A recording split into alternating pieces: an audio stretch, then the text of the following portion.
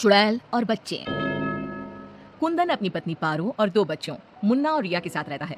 चारों का परिवार अच्छा खासा खुशहाल चल रहा था, लेकिन एक दिन उसकी पत्नी पारो सीढ़ियों से फिसलकर गिर गई और अस्पताल पहुंचने से पहले ही उसने दम तोड़ दिया। कुंदन की जिंदगी तो जैसे वीरान हो गई। बच्चे भी बहुत दुखी रहने लगे।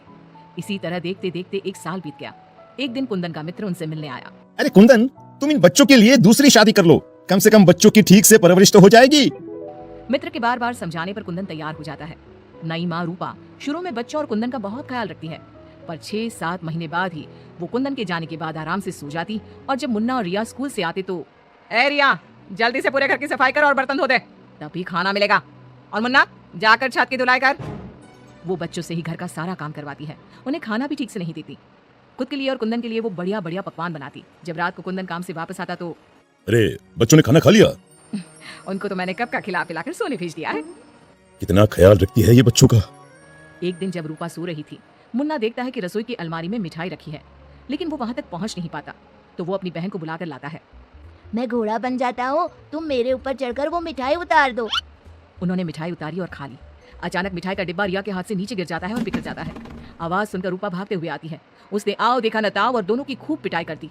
जब देखो तब भूखे ही रहते हैं ये बच्चे, न जाने इनका पेट है कि कुआं। बच्चे खूब देर तक रोते रहते हैं, लेकिन फिर आपस में ही बातें और मजाक करके एक दूसरे का मन बहलाने लगते हैं। रिया, जब मैं बड़ा हो जाऊंगा ना तो एक मिठाई की दुकान खोल लूंगा। पहले हम लोग खूब सारी मिठाइयाँ खाएंगे और फिर बेचेंगे। मुन्ना, मेरी तो शादी हो जाएगी, तुम अकेले ही सारी मिठाइयाँ खाओगे ना? अरे हारे, तब तक तो मेरी भी शादी हो जाएगी। कुंदन जब घर आता है तब उसकी माँ बच्चों की खूब शिकायत करती है। अरे बच्चों, तुम्हारी माँ तुम्हारा कितना ध्यान रखती है, आखिर क्या कमी है तुम दोनों को?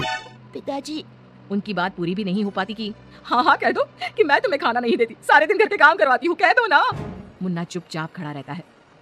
अब तो हम दोनों को पिताजी से बात भी नहीं करने देती। नहीं माँ।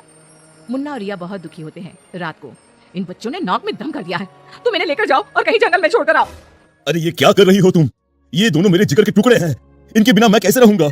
कुंदन को बार बार समझाने पर भी जब वो नहीं मानता, तब उसे एक उपाय सूझता है। कुछ दिनों तक वो बच्चों के साथ खूब अच्छे व्यवहार का नाटक करती है। बच्चे खूब खुश रहते हैं।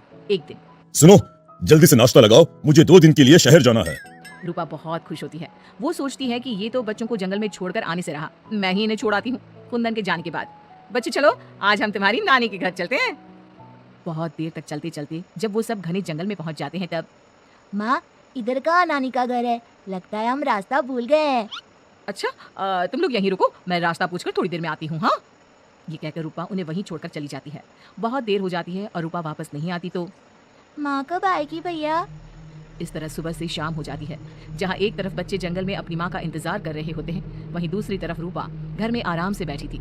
इसी तरह 2 दिन बीत जाते हैं और 2 दिन बाद कुंदन जब घर वापस आता है तो, बच्चे कहाँ हैं? मैं उन्हें जंगल में छोड़ आई। ये तुमने क्या किया रूपा? बच्चे बेचारे जंगल में अकेले कहाँ भटक रहे होंगे? क्या किया तुमने ये? देखो, अगर तुम्हें अपने बच्चों की इतनी ही चिंता है ना, तो जाओ तुम और उन्हें ढूंढते रहो। कुंदन बच्चों को ढूंढने की बहुत कोशिश करता है, पर बच्चों का कुछ भी पता नहीं चलता। कुंदन बहुत दुखी होता है। अब वो हर रोज काम पर जाने के बहाने जंगल में बच्चों को ढूंढता हुआ भटकता रहता है। रूपा के जाने के बाद बच्चे रोते रोते आगे बढ़ने लगते हैं। माँ बड़ी चालाकी से हमें जंगल में छोड़कर चली गई। अब हमें रहने के लिए कोई ठिकाना ढूंढना ही होगा। अब तो अंधेरा भी गिर रहा है। आगे जाते ही उनको एक झोपड़ी दिखती है। बच्चों को थोड़ी आशा बनती है। दोनों भागते भागते वहां पहुंचते हैं और झांक कर अंदर देखते हैं तो एक बुढ़िया चरखे पर सूत काट रही थी। उसके शरीर पर सफेद वस्त्र थे। अंदर का माहौल बड़ा डरावना लगता है, पर बच्चों को तो कोई आसरा चाहिए था। वो दोनों दरवाजा खटखटाने लगते हैं। तभी वो बुढ़िया पीछे मुड़ती है। बच्चे जैसे ही उसे देखते हैं, उनके शरीर के अंदर भय से एक अजीब सी सिहरन दौड़ जाती है। माथे पर बड़ी सी लाल बिंदी, आंखें सुर्ख लाल और बाल भी अस्त व्यस्त। जैसे ही उसकी नजर मुन्ना और रिया पर पड़ती है, उसके चेहरे की रौनक बढ़ जाती है। वो बड़ी प्रसन्न होकर कहती है, आओ आओ बच्चों, मैं तुम्हारी दादी जैसी ही तो हूँ, आ जाओ। बच्चों को प्यार से वो घर के अंदर बुलाती है। बच्चों के लिए खूब सारी मिठाइयाँ, फल और बिस्किट ले आती है। बच्चे तो पहले से ही भूखे थे। वे खाना देकर उस पर टूट पड़ते हैं। उनका सारा डर भी दूर हो जाता है। वो खाने के बाद तुरंत ही सो जाते हैं। जब सुबह उठते हैं तो, बच्चों, हम घर के पीछे वाले बगीचे में चलते हैं। वहाँ बहुत सुंदर फूलों का बगीचा था। मुन्ना और रिया वहीं खेलने लगते हैं। बुढ़िया अंदर चली जाती है। तब तक मुन्ना की नजर एक गिलहरी पर पड़ती है जो एक कोने में दुबकी हुई थी। मुन्ना उसे प्यार से अपने हाथ में उठा लेता है। तभी गिलहरी इंसानों की आवाज में बोलती है, बच्चों, तुम लोग यहाँ से भाग जाओ। ये बुढ़िया एक खतरनाक चुड़ैल है। तुम्हें खिला पिला कर पहले मोटा करेगी, फिर पिंजरे में डाल देगी। सभी बच्चों को ये जादुई छड़ी से पशु पक्षी बनाकर बगीचे में रख देती है। एक एक करके अपनी जादू की छड़ी से सबको बेहोश कर देती है और कढ़ाई में तेल गरम करके पकोड़े बनाकर खा जाती है। इसके पास एक आदमकद का पिंजरा है, ये खुद उसकी सफाई करती है। ये कहकर गिलहरी जमीन पर कूद जाती है। जब दोनों घर में जाते हैं तो देखते हैं कि बुढ़िया पिंजरे की सफाई कर रही थी और उसके मुंह पर खून लगा था। बच्चों को देखते ही अपना मुंह पोंछने लगती है वो। रिया चारों तरफ जादू की छड़ी ढूंढने के लिए नजर दौड़ाने लगती है। अचानक उसे जादू की छड़ी दिखाई देती है और वो दोनों लपट कर वो छड़ी उठा लेते हैं। जादुई छड़ी, पिंजरा बंद कर दो। पिंजरा बंद हो जाता है। पिंजरा बंद होते ही वो बुढ़िया एक खतरनाक चुड़ैल बन जाती है और चीखने लगती है।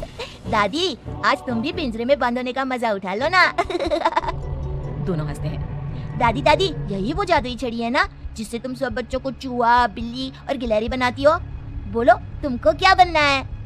मुझे बाहर निकाल, वरना मैं तेरा खून पी जाऊंगी। छड़ी मेरे हवाले कर दे। दादी, पिंजरे में कुछ खाने को दो। ये लो, तब तक आम की गुठलियां चूसो, इनमें अभी भी बहुत रस बचा है। दोनों आम की ढेर सारी गुठलियां पिंजरे में फेंक देते हैं। एक बार मैं बाहर आ जाऊं ना, तुम दोनों के पकोड़े बनाकर चबा जाऊंगी। चे काली कलकत्ते वाली, तेरा वचन न जाए खाली। जादुई छड़ी, इस चुड़ैल को मछली बना दो। जादुई छड़ी, एक बड़े से कढ़ाई में तेल गरम कर दो। जादुई छड़ी चुड़ैल को मछली बना देती है। दोनों उसे उठाकर एक बाल्टी में डाल देते हैं। कढ़ाई में तेल गर्म हो रहा होता है। मुन्ना और रिया दौड़कर बगीचे में जाते हैं। वहाँ बहुत सारे जानवर और पक्षी होते हैं। जादुई छड़ी, इन सारे लोगों को इनके असली रूप में बदल दो। तभी सारे जानवर और पक्षी बच्चों में बदल जाते हैं। सब कमरे में आ जाते हैं। हमें इस चुड़ैल ने बहुत तड़पाया है, चलो आज इसको मजा चखाते हैं। जादुई छड़ी, इस चुड़ैल को पिंजरे में डालकर फिर चुड़ैल बना दो। पिंजरे में कैद होकर चुड़ैल फिर चिल्लाने लगती है। ये सारे के सारे शैतान कैसे यहाँ आ गए? जैसे तुम पिंजरे में बंद हो गई, वैसे ही हम सभी यहाँ आ गए। सभी बच्चों ने पिंजरे में ठंडा ठंडा पानी फेंकना शुरू कर दिया। चुड़ैल, पहले तुम नहा लो, फिर हम तुम्हें मछली बनाकर पकौड़े बनाकर खा जाएंगे। सभी बच्चे ताली बजाकर खूब हंसते हैं। बच्चों, मुझे माफ कर दो, मैं कभी ऐसा नहीं करूंगी। एक बार मुझे पिंजरे से निकाल दो। दोस्तों, क्या हमें इस चुड़ैल की चिकनी चुपड़ी बातों में आना चाहिए? नहीं, बिल्कुल नहीं, नहीं, बिल्कुल नहीं। मुन्ना जोर से छड़ी फटकारता है। जादुई छड़ी, इस चुड़ैल को मछली बनाकर कढ़ाई में डाल दो। मछली की कढ़ाई में गिरते ही बहुत तेज आवाज होती है, जैसे कहीं बिजली चमकी हो। सभी बच्चे डरकर एक दूसरे से चिपक जाते हैं। मछली का आकार बहुत बड़ी सी चुड़ैल का हो जाता है। वो बार बार कढ़ाई से निकलने की कोशिश करती है। सभी बच्चे मिलकर उसे फिर कढ़ाई में ढकेल देते हैं। अंत में वो गर्म तेल में जलकर मर जाती है। सब बच्चे खुश होकर तालियां बजाने लगते हैं। मुन्ना जादू की छड़ी की सहायता से सभी बच्चों के साथ शहर आ जाता है। जब वे अपने घर पहुंचते हैं तब पिताजी, हम आ गए। कुंदन उनकी आवाज सुनते ही भागता हुआ आता है। बच्चों को देखकर उसकी आंखों से झरझर आंसू गिरने लगते हैं। पिताजी, आप रोइए मत, अब हमारे दुख के दिन खत्म हो गए हैं। मुन्ना कुंदन को सारी बात बताता है। जादुई छड़ी पाकर उनके सारे कष्ट खत्म हो जाते हैं। अब तो नई माँ भी उनको प्यार करने लगती है।